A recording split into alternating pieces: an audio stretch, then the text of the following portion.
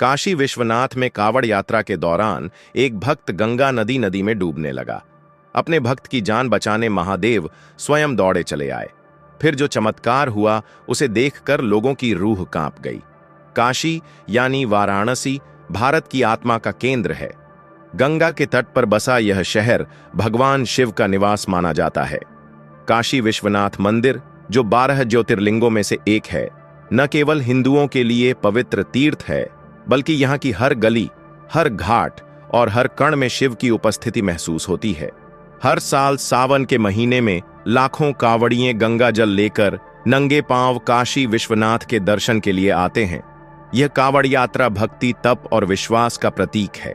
लेकिन इस कहानी में हम आपको एक ऐसी घटना सुनाने जा रहे हैं जो न केवल चमत्कारिक है, बल्कि इसे सुनकर आपके रोंगटे खड़े हो जाएंगे। यह घटना है एक साधारण भक्त की, जिसके जीवन में भगवान शिव दौड़े स्वयं चले आए। तो भक्तों, शुरू करते हैं इस भव्य रूपी घटना को। अगर आप भी महादेव के सच्चे भक्त हैं तो वीडियो को लाइक करके चैनल को सब्सक्राइब जरूर कर दीजिए। घटना शुरू होती है। उमेश, एक साधारण गांव का युवक, उत्तर प्रदेश के एक छोटे से गांव मऊ में रहता था। उसकी उम्र कोई 25 साल रही होगी। उमेश का परिवार गरीब था। खेती बाड़ी और मजदूरी से जैसे तैसे गुजारा चलता था। लेकिन उमेश की एक खासियत थी, उसकी अटूट भक्ति। बचपन से ही वह भगवान शिव का भक्त था। उसकी मां उसे बचपन में काशी विश्वनाथ की कहानियां सुनाया करती थीं कि कैसे बाबा विश्वनाथ अपने भक्तों की हर पुकार सुनते हैं। उमेश का सपना था कि वह एक दिन काशी जाकर बाबा के दर्शन करेगा और कावड़ यात्रा में हिस्सा लेगा। उमेश की जिंदगी आसान नहीं थी। पिता की मृत्यु के बाद उसकी मां और छोटी बहन की जिम्मेदारी उसके कंधों पर थी। गांव में मजदूरी मिलना मुश्किल था और कई बार उसे भूखे पेट सोना पड़ता था। लेकिन उसका विश्वास कभी नहीं डगमगाया। हर सावन जब गांव के लोग कावड़ यात्रा की बात करते, उमेश का मन बेचैन हो उठता। इस बार सावन 2025 में उसने ठान लिया कि वह कावड़ यात्रा में जरूर जाएगा। सावन का महीना शुरू हुआ। गांव में उत्साह का माहौल था। उमेश ने अपनी मां से इजाजत मांगी। मां ने कहा, बेटा, रास्ता लंबा है और तुम्हारी तबीयत भी कमजोर है।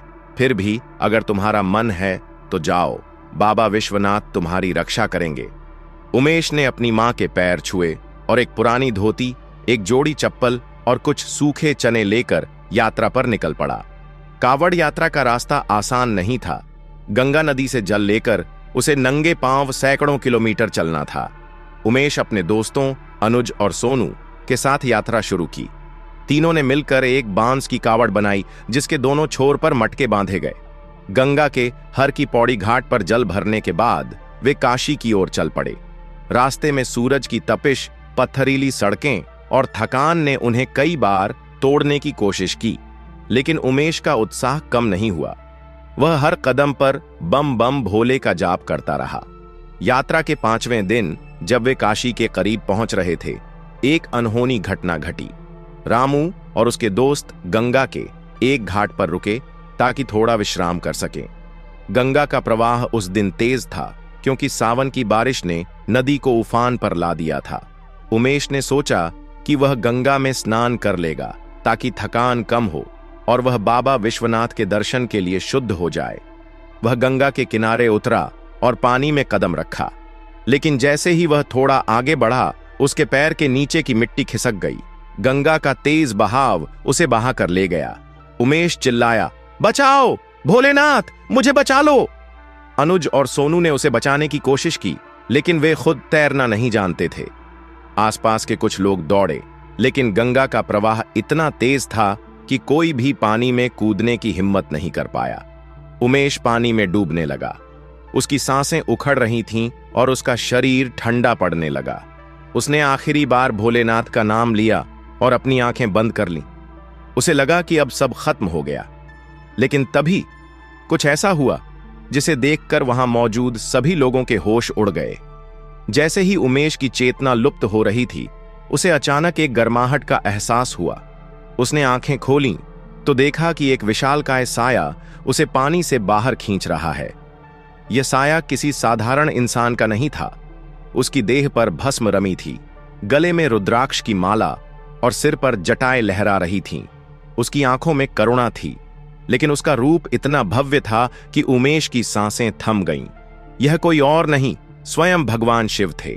शिव ने उमेश को अपनी बाहों में उठाया और गंगा के किनारे लाए। वहां मौजूद लोग यह दृश्य देखकर स्तब्ध रह गए। कुछ लोग चिल्लाए, बाबा विश्वनाथ, यह चमत्कार है। कुछ ने अपने घुटने टेक दिए और शिव का जाप शुरू कर दिया।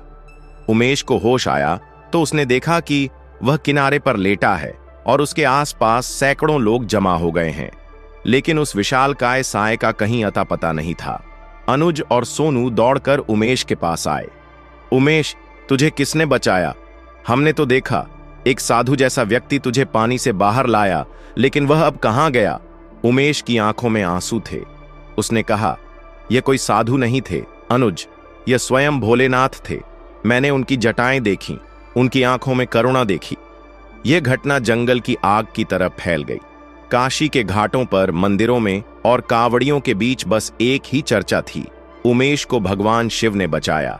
कुछ लोग कहते थे कि यह सिर्फ भ्रम था, लेकिन जो लोग उस दिन वहां मौजूद थे वे कसम खाकर कहते थे कि उन्होंने एक दैवीय शक्ति को देखा था। उमेश ने अपनी कावड़ उठाई और काशी विश्वनाथ मंदिर की ओर चल पड़ा। रास्ते में लोग उसे रोक रोक कर पूछते, क्या सचमुच बाबा विश्वनाथ आए थे? उमेश बस इतना कहता, मुझे नहीं पता कि वह सच था या सपना, लेकिन मैं आज जीवित हूं और यह बाबा की कृपा है। जब उमेश मंदिर पहुंचा तो उसने गंगा जल से भगवान शिव का अभिषेक किया। उसकी आंखों से आंसू बह रहे थे।